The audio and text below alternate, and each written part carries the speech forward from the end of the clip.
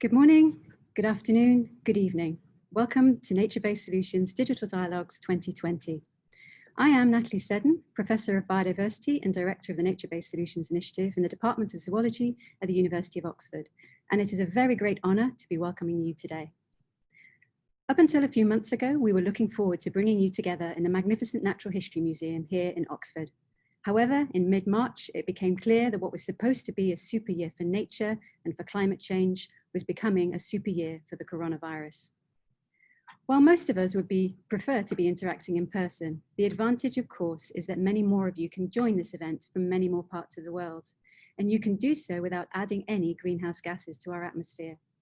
And so I am delighted to announce that over the next 3 days, over 650 people are tuning into this event from all over the globe. So there have been many online meetings over recent months, and many of us are experiencing Zoom fatigue. So we want to make the sessions over the next 3 days as lively and as interactive as possible. Many of you are experts who have been involved in the science, governance, and practice of nature-based solutions for a long time. You have important perspectives from your countries and your programs, which we would like to hear about and learn from. So please do send your comments and questions in the Q&A chat, and we will do our best to address them. It's very important to us to have your thoughts as this meeting unfolds. And we also have a team of Twitter reporters, Youth for Nature and the NbS team. So please do use our hashtag Nature-Based Solutions Digital Dialogues if you want to have the conversation on social media. Back in March, when we postponed the in-person conference to July 2021, there was very little in the digital diary, and we wanted to host something that would serve to keep momentum for nature-based solutions going and to bring the community together. But after a brief pause, as we all adjusted to the new normal, it was clear that momentum behind nature-based solutions was as strong as ever and growing rapidly. For despite the challenges of COVID-19, the climate and the biodiversity crises are ongoing. There is growing realization that these challenges are interlinked, that they share many of the same drivers and cannot be addressed independently. And so, as the evidence builds that humanity is driving many of the natural systems on which it depends beyond a point of no return, it has become clear that larger scale and much more coherent synergistic approaches are needed.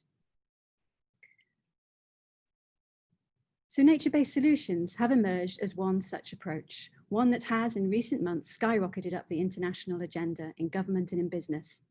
Many bold high-level pledges for nature-based solutions have been made. There have been a proliferation of nature-based solutions platforms, projects, programs and initiatives, and numerous major funding streams announced. However, there is much confusion about what counts as a good nature-based solutions. NbS is a relatively new term to enter the lexicon. It was first used by the World Bank in 2008 and first formally defined and promoted by the IUCN shortly afterwards. It has since found resonance as an umbrella term for many other pre-existing green concepts such as ecosystem-based adaptation, ecosystem-based disaster risk reduction, green infrastructure, ecological engineering, natural climate solutions, and so on. But broadly speaking, nature-based solutions involve 4 general and non-mutually exclusive categories of actions: protecting ecosystems, restoring degraded landscapes, improving management of working lands, and creating new ecosystems. And there is a rapidly growing evidence base demonstrating that well-designed and carefully implemented nature-based solutions can deliver multiple benefits at relatively low cost. Now, the simple logic of working with nature to help address societal challenges has facilitated understanding and engagement across diverse sectors, whilst the breadth of the concept has drawn together disparate communities of people working in climate change, biodiversity conservation, and critically, development. In uniting green concepts within a single framework and enabling a flexible integrated approach to tackling different challenges, nature-based solutions can enable synergies rather than trade-offs between different actions to achieve different goals. And so this has encouraged extensive uptake of the concept by governments and has generated much interest in the private sector. However, although well-designed nature-based solutions can deliver multiple benefits, as we are all aware, much of the recent limelight has been on tree planting for carbon sequestration. There are serious concerns that this is distracting from the need to decarbonize our energy systems and may even encourage greater use of fossil fuels. There are concerns that it distracts from the need to protect existing intact ecosystems and that the expansion of forestry, framed as a climate change mitigation solution, is coming at the cost of carbon-rich and biodiverse native ecosystems. There are also serious concerns and much evidence that this is encouraging land grabs and the violation of human rights. So to go some way towards addressing these issues, in January this year, a large group of UK-based research organisations and NGOs from the conservation and development sector agreed on a set of 4 overarching principles for nature-based solutions. We put these in a letter to the newly appointed Secretary of State for the Department of Business, Energy and Industrial Strategy in the UK government and COP26 President, Right Honourable Alok Sharma MP. In these guidelines, we urge policymakers and practitioners to considering the following guiding principles for successful and sustainable nature-based solutions. First of all, that nature-based solutions are not a substitute for decarbonising the economy. Secondly, that all ecosystems matter, not just forests. Thirdly, that nature-based solutions must be implemented with robust social safeguards and full engagement of local communities and Indigenous peoples, and that nature-based solutions should sustain or enhance biodiversity, that is the diversity of life from the level of gene to the level of the ecosystem. And so, over the next 2 days, we will be taking a deeper exploration, a deeper dive of these 4 principles in order to enhance and widely share understanding of what makes for successful, sustainable nature-based solutions. We will also be hearing about a complementary approach being led by the IUCN in developing a global standard for nature-based solutions, which they launch on July 23rd. So Nature-Based Solutions Digital Dialogues is a 3-day event that is made up of 6 webinars. You have tuned into the first and should all have links to the other 5. Webinars include a mix of keynotes by eminent speakers from science, policy and practice, panel discussions and poster sessions. So panel 1 addresses nature-based solutions for climate change mitigation and debates the critical issue of biological offsetting. Panel 2 will explore the importance of ecosystems other than forests for climate change mitigation and adaptation and asks how we can shift the narrative about nature-based solutions towards whole landscape approaches.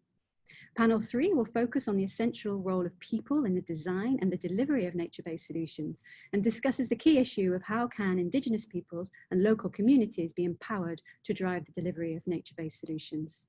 And panel 4 discusses the essential role of biodiversity, including genetic diversity, in climate change mitigation and adaptation, and asks how can we ensure that as nature-based solutions go to scale, they sustain biodiversity and are therefore resilient in a rapidly changing world.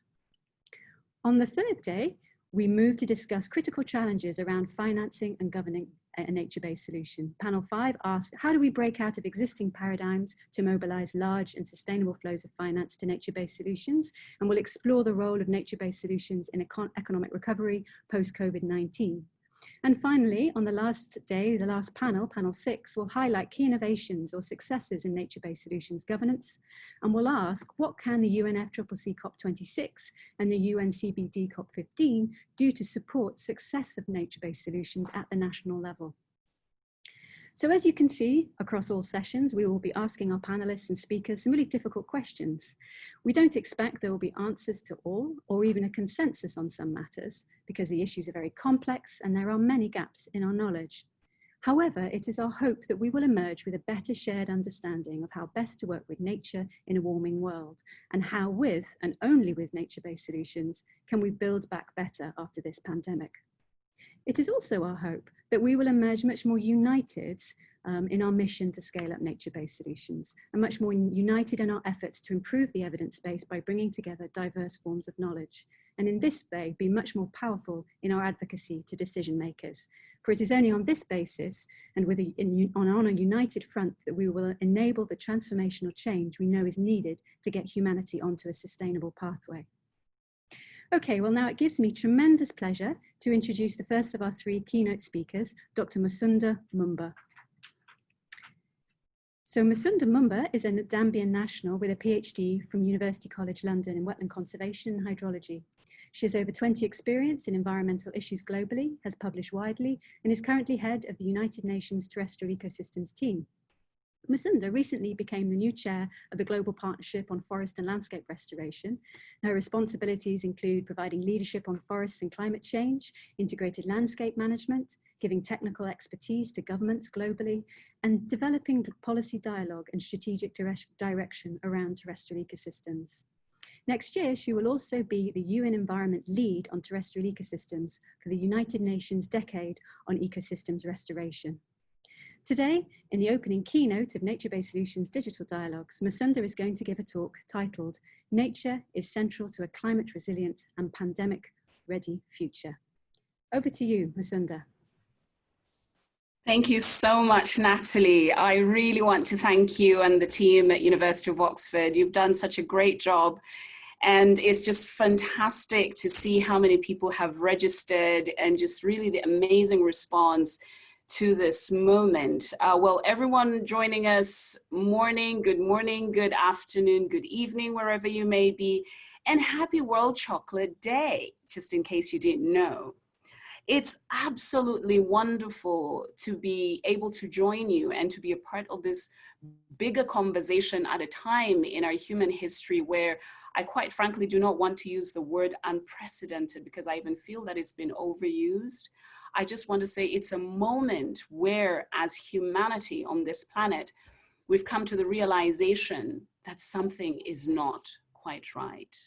By the time the world found itself in March in a pandemic, there was a realization, the lockdowns, the effects on our food systems, the implications for the economy, socioeconomic dynamics, we realized, quite frankly, something has happened to our planet.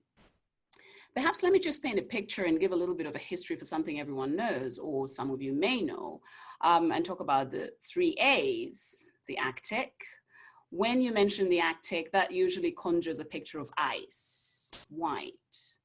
And yet, last year, we saw headlines in newspapers, Arctic burning. And there was a slight confusion there for me as somebody who's born in the Southern Hemisphere, and I've never been to the Arctic, to imagine the place burning, but we saw smoke. The peatlands were burning. Let's go to the other A, the Amazon. The Amazon was burning, this landscape where we've seen the amazing biodiversity, indigenous peoples, rivers, and the Amazon River flowing through it, and yet the forest was burning. Let's go to the other side of the world in the Southern Hemisphere in Australia.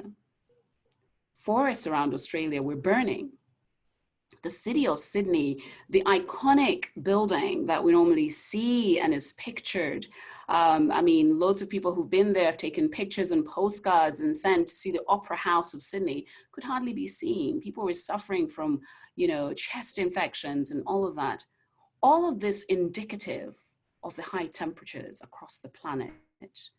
And that was very telling. Fast forward into 2020, I'm sure we're all making plans and resolutions in January, not realizing that pretty much the first half of 2020 would find us all cooped up in our homes, our apartments, our farms, or wherever this pandemic lockdown found us. Not so long ago, in March, early March, there was high rainfall in East Africa, unprecedented flooding around the Lake Victoria, and we discovered that over 233 people were displaced. When the World Health Organization was talking about social distancing, this is what this pandemic can do, this is what this virus can do, be careful.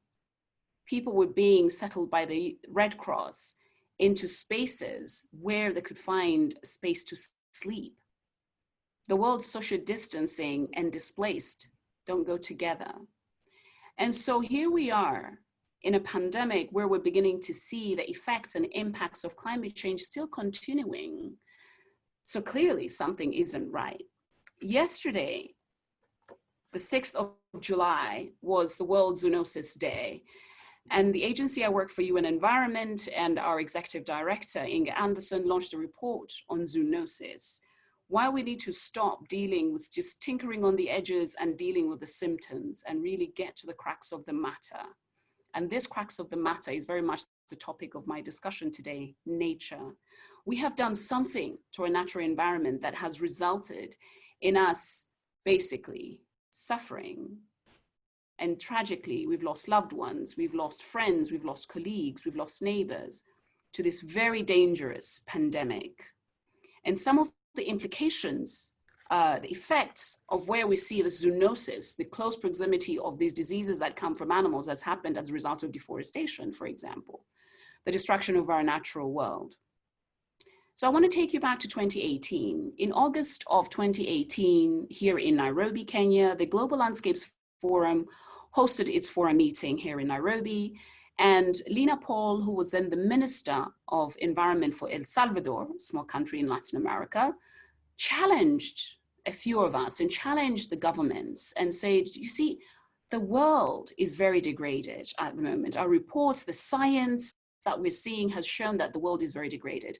How can we really move towards a more restored world and potentially conserve what it is that we have, or really continue to conserve what we do have? And so this presentation, she reached out to like-minded governments around the world and submitted through a multilateral process through the United Nations General Assembly. And the United Nations General Assembly received this resolution in September of 2018. And by March 1st of 2019, the governments, member states of the United Nations signed up on the first ever United Nations resolution on the ecosystem restoration, a decade on ecosystem restoration, 2021 through to 2030, the last 10 years of the Sustainable Development Goals. Now, for those of you who've read the Sustainable Development Goals, I'm sure not all of us can actually, name them at the tip of our hands, all 17 of them. But what I can tell you is that all of them are interconnected. And that is what the pandemic has shown us. And I'll tell you why. What the pandemic has shown us is that if you're unhealthy, if you're not eating the right food, your food do not have the right micronutrients or macronutrients to boost your immunity, you're susceptible and likely to get sick, and perhaps even likely to die if you're living in a more polluted landscape. And you're breathing in the very polluted air, you're likely to be susceptible. And so here we are in a pandemic world where we're being shown that our natural environment really is so pivotal and instrumental in our very well-being. So even the word well-being, which exists within the Sustainable Development Goals, has made so much meaning under the circumstances that we have found ourselves in. So when this decade was passed, what is this decade for? This decade really, and you can find online the UN resolution on the decade on ecosystem restoration. And what you will find is that governments wrote in there and basically requested that conservation word, the actual word of conserving, exists before the word restoring. How can we conserve that 5%, even that 5%, that 5% population in the world, the indigenous peoples who conserve our lands? How can we support them? The very 80% biodiversity that they save for humanity, how do we support them? And before I wind down, I really want to give perhaps in going forward 5 ideas where I see why nature-based solutions are so important and why, and what some of these nature-based solutions look like. I'm wearing a scarf from Kyrgyzstan, and the work that I've been doing in landscapes in Kyrgyzstan, where we have communities who keep livestock, and mostly women who are working there and weaving using this wool and dyeing the wool with natural fibers from the natural environment. How do you support those communities to make sure that, and most of them indigenous peoples, that they can actually sell their products, this landscape entrepreneurship, and also be supportive of the very animals, particularly snow leopards and other biodiversity that are found around the mountains within Kyrgyzstan, Tajikistan. I want to start by talking about the power of youth and women. We have seen that whilst we've been finding ourselves at a fork in the road, I think there's no moment in history where young people are so determined and certain about what it is that they want to see. And what they want to see is change. And really they're calling out to the older generation and saying, enough, we need to see a difference, because the planet we're living in now is ours. And we don't want the narrative of we're the future, because we're present. And we want to be a part of the solution, and we need to be at the table and not just on the margins. And for me, this has been so amazing and so instrumental. The power of women. I was listening a few weeks ago to Professor Agwal, Bina Agwal from India, who was talking about why Kerala in India, for example, has had the lowest numbers of COVID infection. Women, 68,000 of them mobilized to have farms, and most of them organic farms. And these organic farms, they have community kitchens, making sure that the community out there is fed. And they're really the ones who are managing the actual social distancing and healthy food systems. And this has happened in many parts of the world. The centrality and real relevance and importance of engaging women in making sure that they're part of the solution. The second issue is the conserving, the word that I mentioned in that in the resolution for the UN decade. The issue of conservation is something that's come up in the Intergovernmental Platform for the Science and Policy Platform for Biodiversity and Ecosystem Services, where the findings of this report last year showed that indigenous peoples, lands where indigenous peoples and traditional lands, for example, lands managed by royal houses, are degrading the least. And so if they're degrading the least, how can we then support them? How can we make sure that these forests, these wetlands, these savannas, where these communities are conserving, we continue on that trajectory?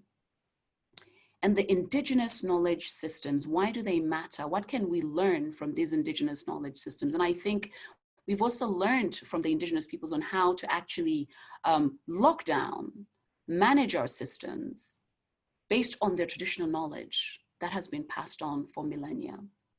Thirdly, I want to talk about the issue of restoration and landscapepreneurship. A lot of times when we talk about landscapes or when we talk about restoration, it's only more in the recent past, perhaps in the last decade, that we're beginning to see the issue equate to jobs. But it's not just any job, it's also green jobs that are really making sure that they're helping both young, and especially in continents like Africa, where the largest population will be young people in the years to come. How do we make sure that they're part of this landscapepreneurship? How do we make sure that these young people conserve the landscapes, for example, in Ghana or in northern Western Uganda, where the shea tree grows? Because I'm sure that everyone who's now out and about in the Southern Hemisphere over summer, you're using a product that has shea butter, a product which is very good as a sunscreen and moisturizing as well. So how do we flag in the whole issue of landscapepreneurship? Fourthly, actually, let's talk about our food systems. I mentioned how COVID-19 has actually shown us the importance of sustainable food systems, but not just sustainable food systems, nutritious food systems. If I talk about my heritage, the foods I've been familiar with are foods that come from the forest, foods that are seasonal. And in my back garden right now, I'm growing vegetables that are indigenous to my community. And I know for a fact, based on research, most of it recent research, that these vegetables are very high in micronutrients. They're very good in the calcium content. They're also very good in if you're a breastfeeding mother, for lactating mother, but also have healing properties. So how do we rethink our agroecological systems that have been so fundamental and so important? Yesterday, I came across a platform by Sweet Green, which is a Swedish company that's doing urban growing. And I think the most innovation has emerged as people are within a pandemic to rethink how we can live our lives and how we can do things differently. Lastly, but not the least, the issue of sustainable consumption and production, and more importantly, secularity. I think we all know that what we've done to the planet, the very clothes we wear, and I'm very sure that there's a lot of people who've realized that they've not had to buy clothes for the last 6 months, and they're good with the clothes they've had. I haven't had to buy anything for the last 6 months to wear, but I'm great with my wardrobe. So how do we even rethink how we basically consume? Our lifestyles is so critical. So what COVID has done is to really bring the holistic nature of systems thinking. What we do to nature, nature gives to us, and no more so than when we found ourselves in this pandemic. So before I close, I just want to say that I think it's a moment of hope. It's a moment of hope that there is innovation.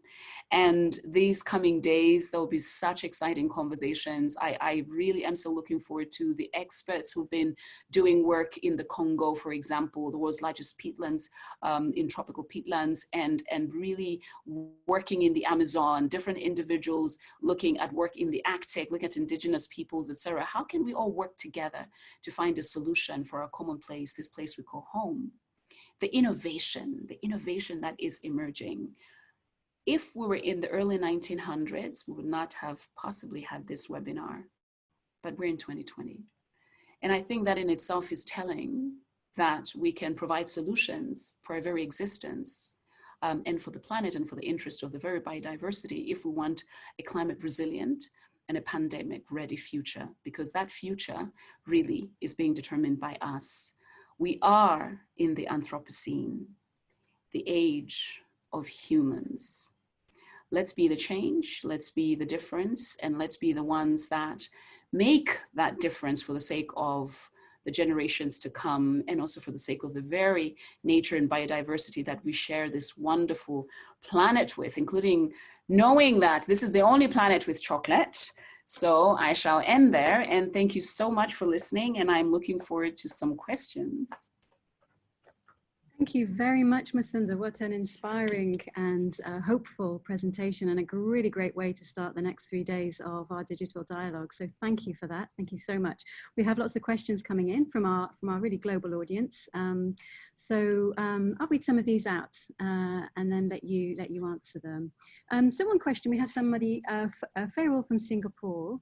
The question is, our current scientific and traditional knowledge about nature-based solution is based on the understanding of how nature works in current conditions, the status at the moment. However, as we're aware, there's great uncertainty in how nature and society will be under different climate scenarios. So, you know, how would we apply nature-based solutions over the long term? How do we take it that? I think the key aspect of this question being asked now is, how do we take that uncertainty to account? How do we address that? And that, I guess, that feeds into our sort of understanding of adaptation and working with nature for adaptation. I can take a few. Okay, great. Others are asking more about what you see as the main obstacles to scaling up. Everybody's talking about, you know, scaling up nature-based solutions in different ways. And then some people emphasize the need for diverse forms of knowledge. Others emphasize the need for really getting money to where it matters. Others emphasize the need for, you know, transforming governance. So what do you, it would be great, I think our audience would love to hear more about how you see those different types of challenges. Great. Okay. Go ahead. Go ahead, that's fine, thank you. Thank you so much. Thank you very much to the participant from Singapore.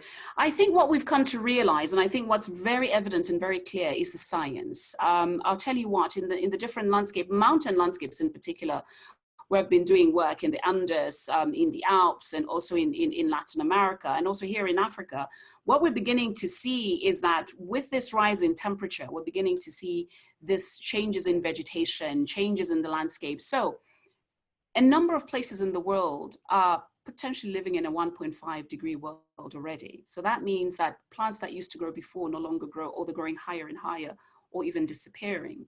And that's where the importance of the science comes in. Because for me, what's critical at the moment is that what we knew yesterday may not necessarily be applicable today. And so the need and importance of new knowledge is very, very critical.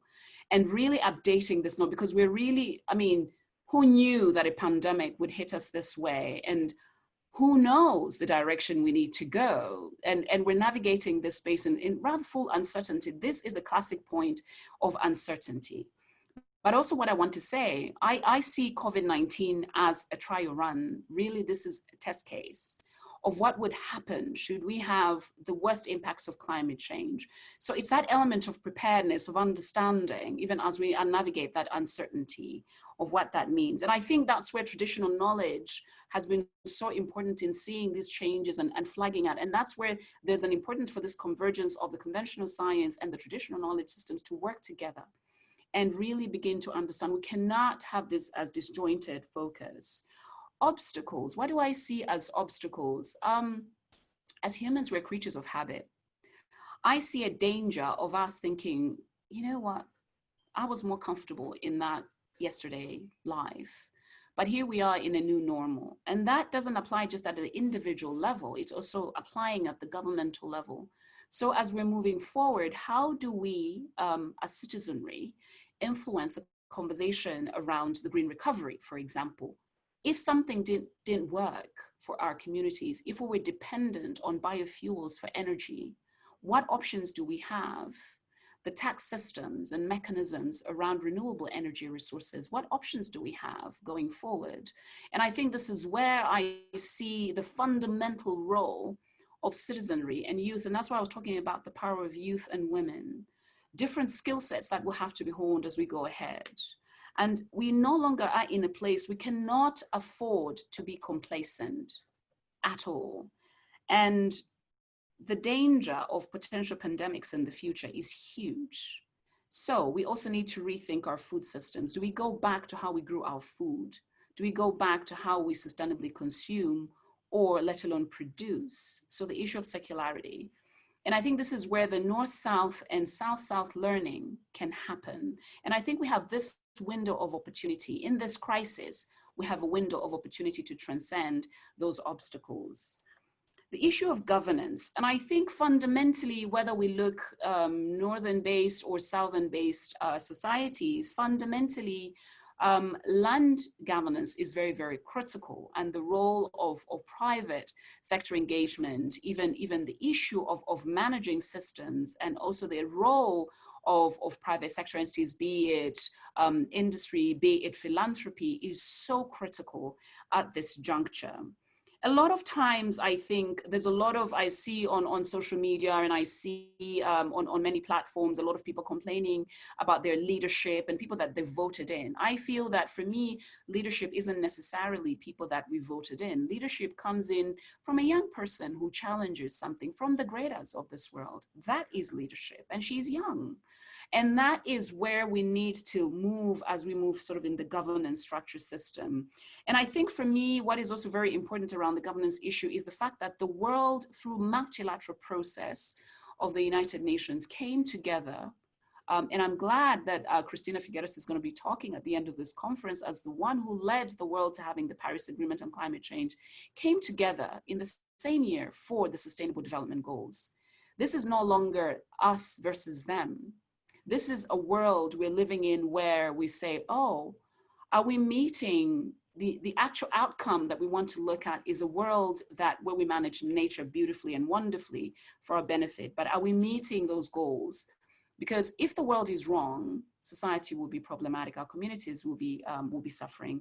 And if our societies are suffering, the world will not be functional either. So here we are as a collective working together as we walk together in this one direction to make sure that sustainability is met.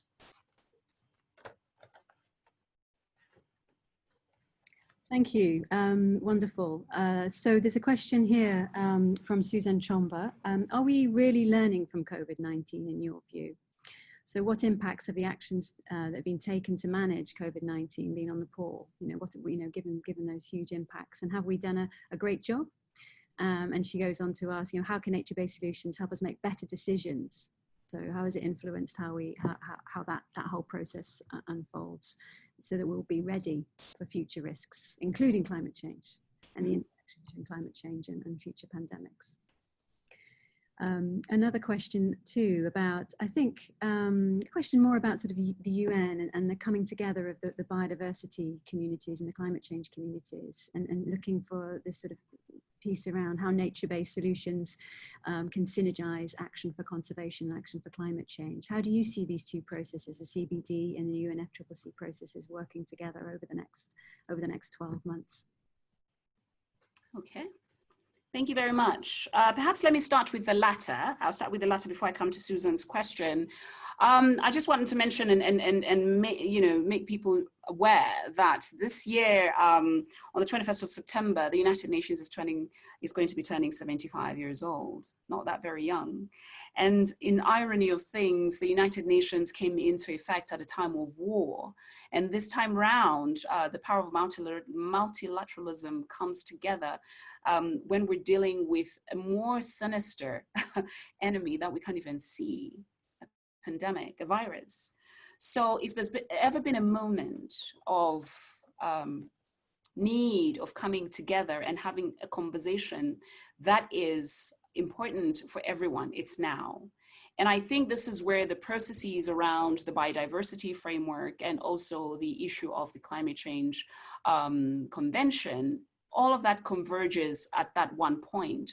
There's a fantastic book that was written by several authors, edited Hiroshi Kato and others, and supported by JICA, called From Summits to Solutions, which is absolutely fantastic, that talks a lot about exactly this question. How do we bring together these different entities focusing on biodiversity, focusing on climate change? The realities are that all of these issues, climate change is not separated from biodiversity, neither is it separated from multilateralism. And I will explain in response to Susan Chomba's question. So when we talk about biodiverse landscapes, these biodiverse landscapes are mostly natural landscapes, forests, wetlands, ecosystems, etc. And most of which, when we talk about peatland wetlands, for example, these peatland wetlands are very much supposed to be intact and thriving and natural and not burning, because when they burn, they are contributing 5% to greenhouse gases. And these very peatland landscapes are the ones where we have the orangutans and other beautiful animals and beautiful creatures. So we see a convergence of biodiversity and climate change right there, just within one ecosystem. And in responding to your question, Susan, I feel that the challenges that we've faced in this particular moment in history, if we don't learn anything from this, we're going to be driving in a danger zone, absolute danger zone.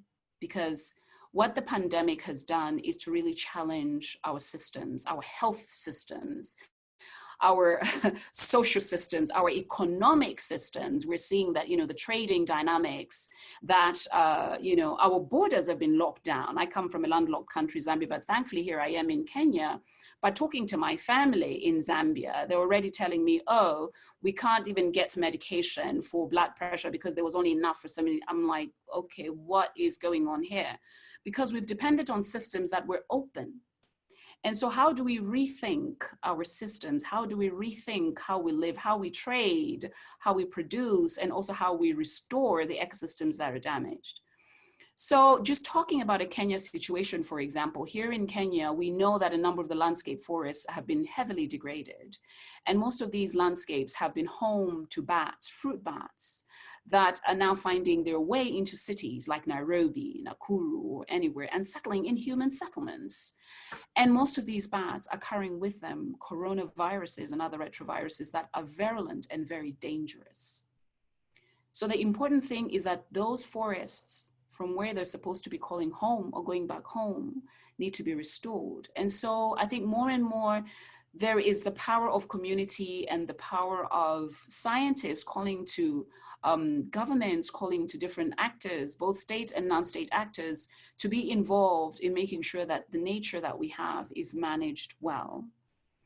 And lastly, but not the least, I think what I want to say is that I think the learning is happening, even not just at a collective level, is also happening at an individual level. There's a lot of reflection in how we eat, how we grow our food, where we buy our foods from, whether we need to go on a holiday 20,000 miles away or more, etc., how we travel, all of that. I think if we don't have that level of introspection now, we would have missed an opportunity. And I think the opportunity is now.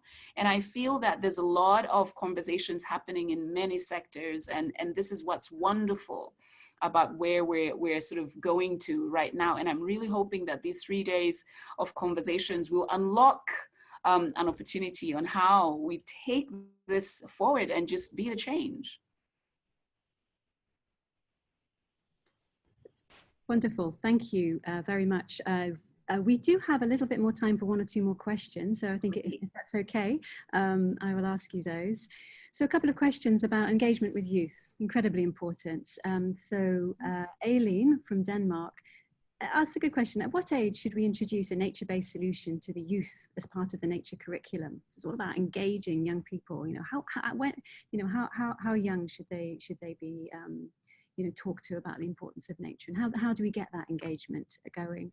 And another question from John Agari, who's from Ghana, representing UNEP MGCY. He says, my question is, how do we move from here on nature-based solutions talks to collectively engage the youth in the thematic areas of nature-based solutions in this era of uncertainty? Both excellent questions. And then the third and final question, I think, from Eva Hernandez says, well, she thanks you for your inspiring talk, and says, what impact can we expect from the restoration decade? So it would be great to hear about what your overarching views on what we should expect as this very important decade unfolds, with you at the helm. And will we actually see investments? So speaking more to the investment piece, will we see investments in restoration multiply? And will we see the NbS approach as the key leverage point? Okay, thank you. Thank you so much. I think I'll start with the question from Eva, the last one. Yes, Eva, we are really excited. I just want to mention to everyone that we've had consultations for the last year at least, and these consultations have required really consulting not just with member states or different constituencies, private sector entities, etc. And with the more recent one happening at the World Economic Forum, and I want to really let you know, and maybe you may even be familiar with this, the Trillion Tree campaign was launched at that particular forum, World Economic Forum, earlier this year.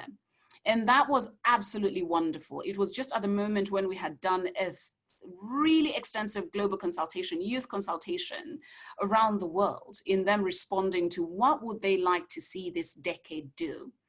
And by the way, 10 years is not a long time. Just so that you keep in mind, it goes very quickly. So here's what we would like to see and what we're advocating for. And this particular decade is being led by UN Environmental Agency and the Food and Agriculture Organization, FAO, and working together with a lot of different stakeholders and different partners. And with these different youth consultations, we've had extensive conversations and really discussions exactly around the question that Aline asks, at what age? Aline, as somebody who has 2 young children, I have an 8-year-old and nearly 6-year-old, I would say, actually, we need to start talking to our children about nature from the womb. I'm a runner. And so even when I was pregnant, I'll do yoga and run in the forest. And my children love the outdoors. And so from kindergarten, I want to see in kindergarten children flipping pages and seeing posters. This is what a forest looks like. This is what a wetland looks like. This is what the sea looks like. And this is what I can do to be part of that conversation. And yes, it's important that we start early and we talk about the connectivity. And I think it's wonderful. I've been to Denmark and I've been to some of your bookstores that talk about different landscapes and different places that they can see and young people can learn about. They learn about the Congo, they learn about the Amazon. They also learn about different landscapes in Europe. John, in responding to your question, yes, we need engagement from young people. And we have seen this from the activists, climate activists that we've seen engaged. I know that in Ghana, when we had the Global Landscapes Forum last year, October, the youth engagement was phenomenal from the Ghanaian youth, and really talking about, forest issues, talking about fossil fuel issues, talking about food systems, talking about even the issue of chocolate, since it's today's World Chocolate Day. Where can the cocoa be growing? What are the challenges of growing cocoa? Ghana is the world's 2nd largest producer of cocoa. So how can we have young people also producing, and also not just producing the cocoa, but processing the cocoa? And perhaps now with the shortened value chains, we need a rethink. And these are some of the challenges that, that can become opportunities. And that's what we need to start thinking about now. Wonderful. Thank you so much, Musonda, for a tremendously inspiring start to our meeting. Thank you for your very considered and careful responses to the questions, and good luck with all your important work over the coming decade. We're so grateful for your leadership on all this. And thank you to our audience for your attention and for all your questions. There were a number of questions there wasn't time to address, but we hope to get to that in the follow-up. Now we have a short break before welcoming you back for the first panel session, which will be on nature-based solutions for climate change mitigation. This will start at 1:15 British Summer Time. Thank you very much.